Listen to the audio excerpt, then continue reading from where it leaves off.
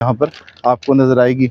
Lot number एक दफ़ा फिर बता देता हूँ आपको, लॉट नंबर 22 है, 2008 मॉडल है, पंजाब का AGN 759, इसके ऊपर जो वो फेक नंबर लगा हुआ है। मर्सिडीज़ के बिल्कुल पीछे खड़ी हुई है गाड़ी। यहीं से देखते हैं अब एक आगे एम्बुलेंस खड़ी हुई है लॉट नंबर 6 के अंदर, अल मुस्तफ़ा ट्रस्ट की ये एम्बुलेंस है। पहले अंदर से दिखा देते हैं, ये देख लें साफ़ सुथरी कंडीशन में है, ये ट्रस्ट की गाड़ी है, सिलेंडर है।